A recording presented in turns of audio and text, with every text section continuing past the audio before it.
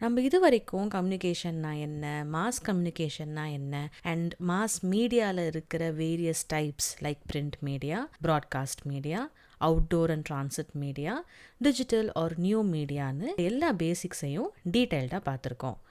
இந்த வீடியோவில் communication cycle பற்றி டீட்டெயில்டாக எக்ஸாம்பிள்ஸோடு தெரிஞ்சுக்கலாம். ஸோ கம்யூனிகேஷன்னா என்ன, கம்யூனிகேஷன் ப்ராசஸ்னா என்ன, அண்ட் கம்யூனிகேஷன் எலிமெண்ட்ஸ்லாம் என்ன என்றதை கற்றுக்கலாம். நீங்கள் பார்த்துட்டு இருக்கீங்க communication studies academy, your ultimate digital source of communication studies தமிழில். அண்ட் இந்த செக்மெண்ட் CSA லெசன்ஸ்.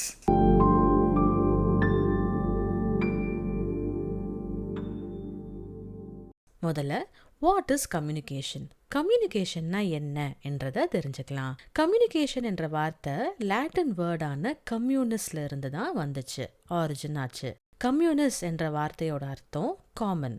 சிம்பிளா சொல்லணும்னா எவ்ரிடே நடக்கிற உரையாடல், கான்வர்சேஷன்ஸை தான் நம்ம கம்யூனிகேஷன் அப்படின்னு சொல்றோம். இப்போ கம்யூனிகேஷன்னா என்ன என்ற ஒரு பேசிக் ஐடியா நமக்கு கிடைச்சிருச்சு. அடுத்ததா கம்யூனிகேஷன் ப்ராசஸ்னா என்ன, இந்த கம்யூனிகேஷன் ப்ராசஸ் எப்படி நடக்குது அப்படிங்கிறத ஒரு எக்ஸாம்பிளோட பார்க்கலாம். இந்த எக்ஸாம்பிளில் 2 பேர் இருக்காங்க, mister A and mister B. Mister A ஒரு இம்பார்ட்டண்ட்டான ஒரு விஷயத்த மிஸ்டர் பி கிட்ட உடனே ஷேர் பண்ணணும் அப்படின்னு நினைக்கிறாரு. ஸோ இவர் என்ன பண்ணலாம், ஒன்று நேரில் போய் மிஸ்டர் பி கிட்ட இன்ஃபர்மேஷனை சொல்லலாம், இல்லைன்னா ஃபோன் மூலியமாவோ, இல்லைனா டெக்ஸ்ட் மெசேஜிங் மூலியமாகவோ, இல்லைன்னா social media apps like WhatsApp, Instagram மூலியமாகவோ மெசேஜாவோ, இல்லைன்னா ஆடியோ மெசேஜாவோ அனுப்பலாம். ஸோ மிஸ்டர் ஏ நம்ம ஃபோன்லேயே மெசேஜை அனுப்பிடுவோம் அப்படின்னு டிசைட் பண்ணி அவரோட ஃபோன் எடுத்து மெசேஜை டைப் பண்ணி மிஸ்டர் பிக்கு அனுப்புகிறாரு. வந்த மெசேஜை பார்த்து படித்து மிஸ்டர் பி என்ன பண்ணுறாரு, அது புரிஞ்சுக்கிட்டு அதுக்கேற்ற மாதிரி ரிப்ளை பண்ணுறாரு. இது டெய்லி நம்மளுக்குள்ள நடக்கிற ஒரு சாதாரண சிம்பிளான கான்வர்சேஷன் தான். ஆனால் இதைத்தான் நம்ம கம்யூனிகேஷன் ப்ராசஸ் அப்படின்னு சொல்கிறோம். ஒருத்தர் சொல்ல நினைக்கிற விஷயத்த நேரில் போயோ இல்லைன்னா ஃபோன்லையோ மெசேஜாவோ இன்னொருத்தருக்கு சொல்கிறது தான் கம்யூனிகேஷன் ப்ராசஸ். இப்போது கம்யூனிகேஷன் ப்ராசஸ்னால் என்ன அப்படின்னு தெரிஞ்சுக்கிட்டோம். அடுத்ததாக கம்யூனிகேஷனோட எலிமெண்ட்ஸ்லாம் என்ன என்றதை தெரிஞ்சுக்கலாம். Elements of communication. இப்போ கம்யூனிகேஷன் எலிமெண்ட்ஸை பற்றி ஈஸியாக புரிஞ்சுக்க நம்ம பார்த்த சேம் எக்ஸாம்பிளை யூஸ் பண்ணிக்கலாம். இந்த எக்ஸாம்பிளில் மெசேஜ் யார் அனுப்புகிறாங்க, யார் சென்ட் பண்ணுறாங்க, மிஸ்டர் ஏ. அதே மாதிரி இந்த உரையாடலை யார் ஸ்டார்ட் பண்ணுறாங்க, மிஸ்டர் ஏ. கம்யூனிகேஷன் ப்ராசஸில் யார் முதல்ல இன்ஃபர்மேஷனை, கருத்தை சென்ட் பண்ணுறாங்களோ அவங்கள தான் நம்ம சென்டர், அனுப்புனர் அப்படின்னு சொல்கிறோம். ஸோ கம்யூனிகேஷன் ப்ராசஸே சென்டர் கிட்ட இருந்து தான் ஸ்டார்ட் ஆகுது என்றதால சென்டரை நம்ம ஃபர்ஸ்ட் எலிமெண்ட் ஆஃப் கம்யூனிகேஷன் அப்படின்னு சொல்கிறோம். இப்போது சென்டர் சொல்ல நினைக்கிற விஷயத்த வார்த்தையாவோ சைகையாவோ எழுத்தாவோ சொல்லாவோ கன்வெர்ட் பண்ணுறதுக்கு நம்ம என்கோடிங் அப்படின்னு சொல்கிறோம். இந்த எக்ஸாம்பிளில் மிஸ்டர் ஏ அவர் சொல்ல நினைக்கிறத நேரில் போய் சொல்லலாமா இல்லைன்னா மெசேஜாக சொல்லலாமா அப்படின்னு யோசிச்சு மெசேஜாக அவரோட இன்ஃபர்மேஷனை கன்வெர்ட் பண்ணி அனுப்புகிறாருல, இதுக்கு பேர் தான் என்கோடிங் அப்படின்னு சொல்கிறோம். இந்த என்கோடிங் தான் செகண்ட் எலிமெண்ட் ஆஃப் கம்யூனிகேஷனாக இருக்குது. இப்போது இந்த என்கோடிங் யார் பண்ணுறா, சென்டர் தான் பண்ணுறாரு. ஸோ சென்டருக்கு என்கோடர் என்ற இன்னொரு பேரும் இருக்குது. சென்டர் என்கோட் பண்ணி அனுப்புகிற இன்ஃபர்மேஷன், தகவலை தான் நம்ம மெசேஜ் அப்படின்னு சொல்கிறோம். இந்த மெசேஜ் தான் கருத்தா, கண்டென்ட்டாக இருக்குது. இப்போது இந்த மெசேஜை எப்படி எந்த வழியில் அனுப்புகிறாரோ அதை தான் நம்ம சேனல்னு சொல்கிறோம்.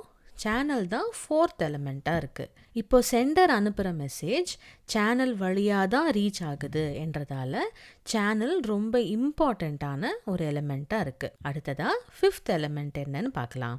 சென்டர்னா யார், மெசேஜை அனுப்புகிறாரு. இந்த மெசேஜை யாருக்கு அனுப்புகிறாரோ அவங்கள தான் நம்ம ரிசீவர் அப்படின்னு சொல்கிறோம். இந்த எக்ஸாம்பிளில் மிஸ்டர் ஏ அனுப்புகிற மெசேஜ் மிஸ்டர் பிக்கு போகுது. மெசேஜை யார் ரிசீவ் பண்ணிக்கிறாங்க, mister B. So mister B தான் பெறுநராக இருக்கார், அதாவது ரிசீவ் பண்ணிக்கிறாரு. சிம்பிளாக சொல்லணும்னா யார் மெசேஜை பெறுறாங்களோ, ரிசீவ் பண்ணிக்கிறாங்களோ அவங்கள தான் நம்ம ரிசீவர் அப்படின்னு சொல்கிறோம். இந்த ரிசீவரை தான் நம்ம ஃபிஃப்த் எலிமெண்ட் ஆஃப் கம்யூனிகேஷன் அப்படின்னு சொல்கிறோம். சரி, இப்போ மெசேஜ் ரிசீவருக்கு வந்தாச்சு, மிஸ்டர் பிக்கு வந்தாச்சு. வந்த மெசேஜை இவர் பார்த்து படித்து புரிஞ்சுக்கிறாரு. கரெக்டா? சென்டர் என்கோடு பண்ணி அனுப்பின ஒரு மெசேஜை ரிசீவர் புரிஞ்சுக்கிறாருல்ல, இதைத்தான் நம்ம டீகோடிங் அப்படின்னு சொல்கிறோம். டீகோடிங் ரொம்ப இம்பார்ட்டண்ட்டான ஒரு எலமெண்ட்டாக இருக்குது. ஏன்னா மெசேஜை புரிஞ்சுக்கிட்டாதான் அதுக்கு ஏற்ற மாதிரி ரிசீவரால் ரிப்ளை பண்ண முடியும். அது மட்டும் இல்லாமல் சென்டர் யோசித்து என்கோட் பண்ணி மெசேஜை ஒரு சேனல் வழியாக அனுப்புறது எதுக்காக? ரிசீவர் மெசேஜை புரிஞ்சுக்கணும் என்றதுக்காக. ஸோ ரிசீவர் புரிஞ்சுக்கிற இந்த ஸ்டெப் ரொம்ப இம்பார்ட்டண்ட். அது மட்டும் இல்லாமல் எதை ரிசீவருக்கு நம்ம சொல்லணும்னு நினைக்கிறோமோ அது அவருக்கு புரிஞ்சாதான் கம்யூனிகேஷன் ப்ராசஸ்க்கே ஒரு மீனிங் இருக்கும். ஸோ டீகோடிங் ரொம்ப இம்பார்ட்டண்ட்டான ஒரு எலிமெண்ட்டாக இருக்குது. இந்த டீகோடிங்கை யார் பண்ணுறா? ரிசீவர் தான் பண்ணுறாங்க. ஸோ ரிசீவருக்கு டீகோடர் என்ற இன்னொரு பேரும் இருக்குது. நெக்ஸ்ட் எலிமெண்ட்டான ஃபீட்பேக் பற்றி தெரிஞ்சுக்கலாம். ஒரு கான்வர்சேஷனை, உரையாடலை கம்ப்ளீட் பண்ணுறதே ஃபீட்பேக் தான். எந்த அளவுக்கு சென்டர் அனுப்பின மெசேஜ் ரிசீவருக்கு புரிஞ்சுது என்றதை ரிசீவர் அனுப்புகிற ஃபீட்பேக்கில், ரிப்ளையில் இருந்து தான் நம்ம தெரிஞ்சுக்க முடியும். ஸோ ஃபீட்பேக் தான் கம்யூனிகேஷன் ப்ராசஸை முழுமையாக்குது, கம்ப்ளீட் பண்ணுது. இப்போது கம்யூனிகேஷன் ப்ராசஸில் சென்டர் அனுப்புகிற மெசேஜ் ரிசீவருக்கும், ரிசீவர் அனுப்புகிற ஃபீட்பேக்கு சென்டருக்கும் அனுப்ப விடாமல், புரிய விடாமல் தடுக்கிற, டிஸ்டர்ப் பண்ணுற ஃபேக்டர்ஸும் இருக்கும். எக்ஸாம்பிளுக்கு ஃபோன் சிக்னல் ப்ராப்ளம் எடுத்துக்கலாம். ஸோ இந்த மாதிரி ஒரு கான்வர்சேஷனை டிஸ்டர்ப் பண்ணுற ஃபேக்டர்ஸ் தான் நம்ம நாய்ஸ் அப்படின்னு சொல்கிறோம். இந்த நாய்ஸ் தான் 8th எலிமெண்ட் ஆஃப் கம்யூனிகேஷனாக இருக்குது. இந்த நாய்ஸ் கம்யூனிகேஷன் சைக்கிளில் எங்கே வேணாலும் ஏற்படலாம். இந்த கம்யூனிகேஷன் சைக்கிள் என்ற வீடியோவில் நம்ம ரொம்ப பேசிக்கான இன்ஃபர்மேஷனை தான் பார்த்துருக்கோம். இந்த கம்யூனிகேஷன் சைக்கிளோட ஒவ்வொரு எலிமெண்ட்டுக்கும் அட்வான்டேஜஸ், டிஸ்அட்வான்டேஜஸ், இம்பார்ட்டன்ஸ், அதுக்கப்புறம் ரெஸ்பான்சிபிலிட்டிஸ்னு எக்கச்சக்கமாக இருக்குது. இதெல்லாம் நம்ம தெரிஞ்சுக்கிட்டா தான் கம்யூனிகேஷன் ஸ்டடீஸில் இருக்கிற கம்யூனிகேஷன் தியரிஸ் அண்ட் மாடல்ஸை ஈஸியாக புரிஞ்சுக்க முடியும். ஸோ இந்த வீடியோட டிஸ்கிரிப்ஷன்லையும் ஃபர்ஸ்ட் கமெண்ட்லையும் கம்யூனிகேஷன் சைக்கிளோட ஒவ்வொரு எலிமெண்ட்டோட வீடியோஸை பின் பண்ணியிருக்கோம், மறக்காமல் பாருங்கள். இந்த வீடியோவில் உங்களுக்கு ஏதாவது டவுட் இருந்தாலோ இல்லைனா கம்யூனிகேஷன் ஸ்டடீஸ் ரிலேட்டடாக உங்களுக்கு எந்த டவுட் இருந்தாலும் அதை கமெண்ட்ஸில் கேளுங்க. நம்ம கம்யூனிகேஷன் ஸ்டடீஸ் அகாடமி சேனலில் CSA லேர்னர்ஸ் கார்னர் என்ற செக்மெண்ட்டில் ஒவ்வொரு வாரமும் உங்களோட டவுட்ஸ்க்கான பதிலை நாங்கள் சொல்கிறோம். இந்த வீடியோ உங்களுக்கு யூஸ்ஃபுல்லாக இருக்கும்னு நான் நம்புகிறேன். Thank you for learning with us.